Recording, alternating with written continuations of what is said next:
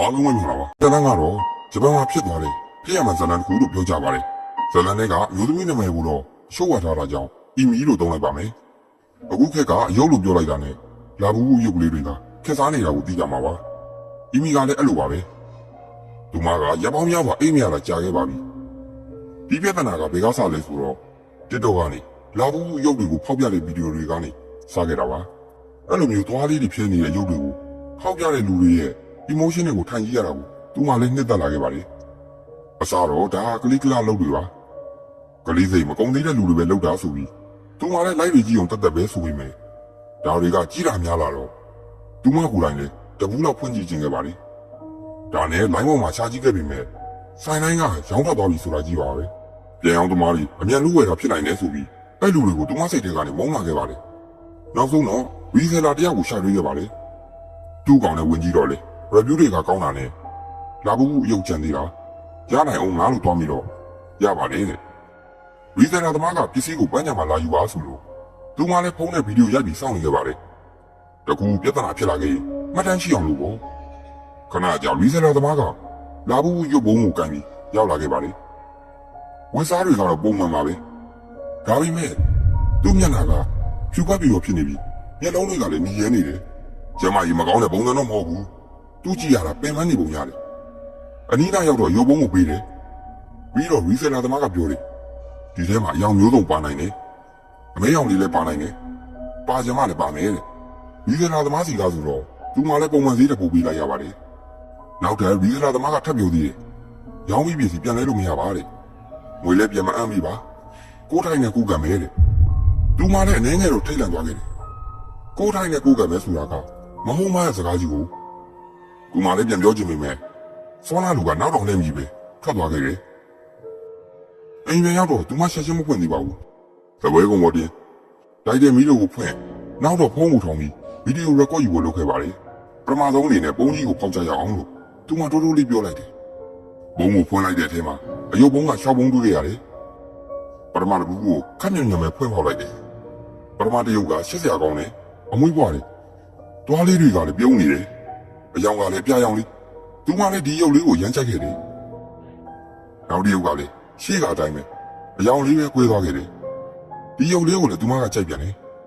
နောက်ထပ်ယုတ်တွေကိုထပ်မဆောင်နိုင်လို့ပဲသူမှလည်းအကုန်ဖောက်လိုက်တယ်သူမှယုတ်ပုံလုံးကိုကြိုက်တယ်ပုံဖောက်ရတဲ့ခံစားချက်ကိုလည်းကြိုက်တယ်သူမရဲ့ငယ်ဘွားကိုတော့သူမပြန်အမိုက်ရသွားတယ်နောက်ဆုံးတစ်ခုကိုဖောက်မယ်လို့တော့သူမစိတ်တွေလှုပ်ရှားနေကြပါလေနောက်တော့အသက်ကိုမှန်မှန်ရှူပြီးနောက်ဆုံးပုံကိုဖွင့်လိုက်တဲ့ချိန်သူမထိတ်လန့်သွားခဲ့တယ်အယုတ်ကလာဘူးရုပ်တွေနဲ့တော့တူပါလေဒါပေမဲ့နေရက်တွေကပူရှင်နေသူ့ရဲ့ပြုံးနေတဲ့ပုံကအရန်ကိုကြောက်ကြကောင်းတယ်အမွှေးတွေကလည်းကြမ်းအယုတ်မှာဂျူအကုန်လည်းမပါသလိုအဲ့ရဲ့အောက်ရှင်မှာလည်းမြေကြီးတွေကိုတွေးရတယ်ဒီတယောက်ကတော့ရင်းတိုက်ခံရပြီလို့တွေးနေမိတယ်နောက်တော့ကင်မရာကိုကြည့်ပြီးကျမကကန်ဆိုးလိုက်တာဒေကြီးပွဲဝယ်ထားပြီးမဲ့နောက်ဆုံးတယောက်ကတော့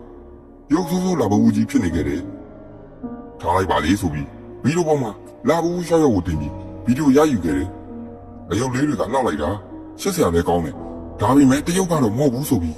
းစိတ်ပြက်လက်ပြက်နဲ့ဗီဒီယိုကိုပိတ်ပြီးအယုတ်ကိုအမိုက်တောင်းထဲမှာပြစ်ထည့်ခဲ့တယ်နောက်တော့ဒီဗီဒီယိုလေးကိုအက်ဒစ်လုပ်ပြီး line ပေါ်တင်ရမယ်ဆိုပြီးသူမှလည်းစအက်ဒစ်ပါလို့တယ်ရှေးကငါရုပ်ဖောက်တဲ့နေရာတွေကအကောင်ဆင်ပြေပေမဲ့နောက်ဆုံးပုံဖြစ်တယ်ရုပ်ဆိုးဆိုးမဲရောက်လာဘူးရုပ်ကြတော့အယုတ်ကကင်မရာဘက်ကိုလှည့်ကြည့်တာကိုတေချာမြင်လိုက်ရတယ်ထပ်ပြီးတေချာကျလို့ဗီဒီယိုကိုနောက်ပြန်ရစ်ပေမဲ့လက်တော့ကဆန်းဟမ်းပြီးစပ်ပါပိတ်သွားခဲ့တယ်သူမှလည်း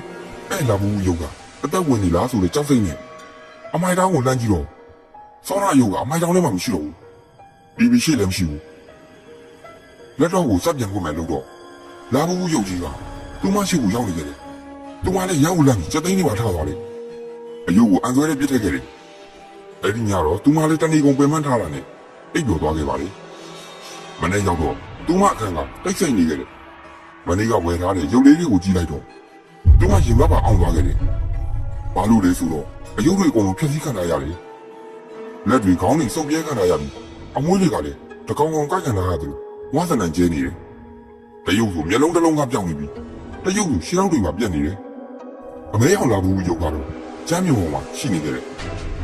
အဲ့ရုပ်ကမပြတ်မစီမူလအတိုင်းကြောက်စရာပုံစံအကျုံးကြီးရှိနေပါသေးတယ်လူမလည်းအဲ့ရုပ်ကိုတီးမခံနိုင်တော့ဘူး ဒီရုပ်ကကန်ဆိုးတာပဲဒီရုပ်ကြောင့်ဖြစ်ရတာဆိုပြီးအဲ့ရုပ်ကိုမီးရှို့ခဲ့တယ်ဒါပေမဲ့ရုပ်ကမီးမလောင်သွားခဲ့ဘူးဦးလို့ရေပြော်သွားတာလည်းမရှိဘူးဒါနဲ့ထိုးပြီးဖျက်ဆီးတာတော့မှဒါကကွေးသွားခဲ့တယ်နောက်ဆုံးဘလုံးမပြည့်စည်အောင်လုပ်မရတာနဲ့အဲ့ပလိုင်ယာတွေကိုထည့်ပြီးမီးဖွင့်တကားကိုပိတ်ပြီးနောက်ကိုလက်ကြည့်လိုက်တဲ့ချိန်စောနာကရုပ်ကမီးဘိုးရောင်ရဲ့သဘောပေါ်ငုတ်တုတ်တွေထိုင်နေခဲ့ပါလေသူမလည်းရန်ကိုထိုက်လိုက်ပြီးစက်သိန်းထဲမှာထားလာပါတယ်သူမလည်းဒီရုပ်ကြောင့်ကိုလိုင်းပေါ်မှာချကြည့်ဖို့လက်တော့ကိုဖွင့်နေချိန်သူမလက်တွေကကြောက်ပြီးတုံနေခဲ့ပါလေဒီလိုနဲ့ရက်တော့ကြအယုတ်ကြောင့်ချတာဘာမှထူးဆန်းတာမတွေ့ရပါဘူးဒီရပိုင်းသူမစိတ်ပင်ညက်တာနဲ့ပို့ပြီးပိန်သွားခဲ့တယ်ရုပ်လည်းချလာခဲ့တယ်လာဘူးရုပ်ကတော့ဝယ်လာတော့ငါတက်ကိုပို့ပြီးကြီးလင်းနေတာကိုသူမစိတ်ကအလုံးမချဖြစ်လာခဲ့တယ်အဲ့ရကစားလို့သူမအပြင်မထွက်တော့ဘူးဒီနေ့ကုန်းလိုင်းပေါ်မှာပဲချိန်ကုန်ခဲ့တယ်ဒီရုံနဲ့ပတ်သက်လို့သူမကြိုးစားပြီးရှာဖွေနေခဲ့တယ်တရေပူတဲ့ရုပ်ချိန်သာတက်လာတဲ့ရုပ်ရိုးရပုံမြင်လေစသဖြင့်ပေါ့ဒါပေမဲ့လေလာဘူးနဲ့ဆိုင်တာတိတ်မတွေ့ခဲ့ဘူ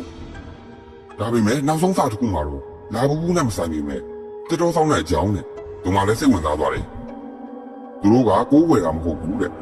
ဒေသသမှုနဲ့တတော်တွေထဲမှာပူဇော်ပါသားမှုတွေပါလုပ်ထားတယ်ဒါပေမဲ့အစိုးရကတတော်ကိုရှင်နောက်ကွန်းတွေကိုဖျက်လမ်းတွေဖောက်လိုက်တဲ့အခါကပ်ပြီးကြက်လိုက်ကြုံလာရပါတယ်မိုးခေါင်ကြီးရှားတဲ့ပြဿနာတွေလူတွေအထူးလိုက်ကြုံလိုက်ဒေသတွေထိပါဖြစ်လာခဲ့ပါတယ်ဒါတွေကနက်ကင်ခံရတာပဲအဲ့နဲ့ရုပ်တွေကဘလောက်ဖြတ်သီးမပြတ်စည်းဘူးတဲ့အဲ့ရေးထားတဲ့စာကိုဖတ်လိုက်ရတယ်နောက်စာမထပ်ပါသေးတာကအခုဆိုအဲ့နဲ့ရုပ်တွေကမြေကြီးအောက်ထဲမှာမြုပ်သွားခဲ့ပြီတဲ့သူမလည်းအကြောင်းအရာတခုအထွေးနဲ့တန်းဝင်လာခဲ့တယ်အဲ့ဒါကဟိုလာဘူးရုပ်အဲ့ရုပ်ကိုဖောက်တော့ကအဲ့ရဲ့အောက်ရှိမှာရှုံးမြေတချို့ကိုတွေ့ခဲ့ရတယ်သူမအိပ်ပျော်သွားတော့ကလည်းရုပ်တွေကဖြတ်သီးခံရတာကိုသူမမရသွားတယ်ဒါပေမဲ့သူမလည်းစိတ်ကြံတာပါဆိုပြီးအဲ့ရဝင်ခဲ့တယ်အဲ့ညပဲလာဘူးရုပ်ကတက်ဝင်လာခဲ့ပါလေအဲ့ရုပ်ကသူမအခန်းထဲကိုရောက်လာခဲ့တယ်သူမလည်းတယောက်ရဲ့ရှီတံကိုကြားပြီးမြဲမတိကျန်တော့မီအဲ့ဒါလိုပဲဆက်နေခဲ့တယ်သူမထင်တယ်အဲ့ဒါဟိုရုပ်ပဲအတန်ကသူမအဲ့ရဘော်ဒီကိုရောက်လာခဲ့တယ်အယုတ်ကစကားဆပြောတယ်မင်းကကိုဘယ်လိုပဲခုံပေါ့အဲ့ဒါကငါလည်းမဟုတ်ဘူးတဲ့သူမလည်းတက်ကိုဖြည်းဖြည်းရှူပြီးမီးလုံးကိုရပွင့်ခဲ့တယ်သူမရဲ့အဲ့ရရှိရင်ကိုကြည့်လိုက်တော့အဲ့လာဘူးရုပ်ကတကယ်ဖြစ်နေခဲ့တယ်အဲ့ရုပ်ရဲ့လုံးတွေကရမ်းကိုကြောက်စရာကောင်းတော့သူမလည်းအခန်းပြင်ကိုရအောင်ပြေးထွက်မယ်လို့အခန်းတကားကိုဖွင့်လိုက်တော့အခန်းပြင်မှာလာဘူးတဲ့ရုပ်ကရှိနေခဲ့တယ်အခန်းတကားကိုပြေးပြီးရဲခေါ်ကိုကြိုးစားခဲ့ပြီမဲ့သူမရဲ့ပုံကဘက်ထရီကုန်နေခဲ့တယ်သူမအောက်ကိုငုံမကြည့်လိုက်တယ်သူမတို့ကလုံးနဲ့ကောက်ချစ်ခံရရတယ်နေရာမှာလည်းအိတ်တုပ်သွေးရည်နဲ့မလွတ်နိုင်ဘူးဆိုတဲ့စာသားချုပ်ကိုတွေ့ခဲ့ရတယ်ရှေ့တော့အပိုင်းတွေကနာကျင်လို့သူမငုံကြည့်လိုက်တော့ရှေ့တော့ဒီမှာပါကောက်ချစ်ခံရတယ်ရှေ့ကျုံးဝဲမှာဆိုရင်လက်ရကြီးအောင်တွေ့ခဲ့ရတယ်သူမကသူမမှန်နေကြည့်လိုက်တော့သူမရုပ်ကမျက်တွင်းနေကြပြီးရုပ်ပြက်စင်းပြက်ကြီးဖြစ်နေခဲ့တယ်လာဘူးရုပ်တွေကပြောတယ်မင်းဘွားတော့ချိန်သာတင်သွားပြီခုမင်းရဲ့ငါကြီးနှစ်ယောက်တည်းမင်းဘယ်ကိုပြေးမလဲဆိုတဲ့အတန်နဲ့တူသူမအိယာကနေလန့်လို့လာတော့သူမရှိမှရုပ်တွေကရှိနေခဲ့တယ်သူမလည်းစောနာဖားခဲ့တဲ့စာကိုပြန်မက်ရသွားတယ်တတော်ဆောင်တဲ့တွေကမြေကြီးတွေဖြစ်အနားယူအိတ်ဆက်တယ်တဲ့သူတို့အသက်ဝင်တာကိုပျောက်သွားစေတယ်တဲ့အဲစာကိုမှတ်ရတော့သူမလည်းပန်းဟိုးတွေကမြေကြီးတချို့ကိုအញ្ញံပြေးချခဲ့တယ်အဲဒီချိန်မျက်နှာချက်ကိုကြည့်လိုက်တော့တရေအယုတ်ကမျက်နှာချက်မှာဇော်ရိုးကြီးသူမစီကိုလာနေခဲ့တယ်နောက်တော့လက်လက်ကားကိုလွတ်ပြီးခေါင်းကို360ဒီဂရီလက်ပြီးသူမကိုပြုံးပြခဲ့တယ်နောက်တော့သူမခေါင်းပေါ်လက်ခုံအုပ်ခဲ့တယ်သူမလည်းအော်ဟစ်ပြီးအယုတ်ကိုဖမ်းဆုပ်လိုက်တဲ့ချိန်အဲ့ရုပ်ကသူမလက်တွေလည်းဒီအစွဲရီစိုက်ဝင်တော့ကိုက်ခဲ့ပါလေသူမလည်းအဝေးကိုပြစ်လွှတ်လိုက်တယ်သူမလက်ကနေသွေးတွေစီးကျလာခဲ့တယ်နောက်တော့သူမလည်းရုပ်ကိုကိုက်ပြီးမြေကြီးတဲကိုမြုပ်ဖို့ကြိုးစားခဲ့တယ်အယုတ်ကအော်ဟစ်ပြီးယုံနေခဲ့တယ်သူမဖိရနေတော့အယုတ်ကလက်သေးတွေနဲ့ကုတ်ရှစ်နေခဲ့တယ်နောက်ဆုံးမြေကြီးထဲမြုပ်သွားလာတော့မှလက်သေးလေးတွေကကုတ်နေတော့မှအတန်လို့လေးနဲ့မင်းကနောက်တစ်ခါလာရှာပြီးရအောင်တတ်မယ်တဲ့ပြီးတော့မြေကြီးထဲမှာငြိမ်သွားခဲ့တယ်လူမလည်းဘာမှမဆောင်တော့ပဲဘူးကိုအပြင်ကနေတိတ်နေပါအသေးပိတ်လိုက်တယ်ပြီးတော့လာဘူးပေါက်တဲ့ကိုပြန်ထည့်ခဲ့တယ်သူမလည်းဒီရုပ်တွေကိုရမ်းလန့်သွားခဲ့တယ်နောက်တော့လက်တော့ကိုဖွင့်လိုင်းပေါ်မှာဒီရုပ်ကိုပြန်တင်ရောင်းခဲ့တယ်9မိနစ်လောက်ကြာတော့ရုပ်ကရောင်းထွက်သွားခဲ့ပါတယ်ဒီရလန်းကတော့ဂျပန်ကအမျိုးသမီးငယ်လေးတယောက်ရဲ့ဖြစ်ရမှန်းလို့ပြောပါတယ်ပရိသတ်တို့စီကိုလည်းဒီလာဘူးရုပ်ကရောက်လာနိုင်တာမလို့တေချာကြည့်ပြီးဝယ်ကြပါလို့ပြောရင်ကျွန်တော်ရဲ့ horror story လေးတွေကိုတင်ပြရင်ကျွန်တော်ရဲ့ channel လေးကို like and subscribe လုပ်ကြပါဦးဗျာ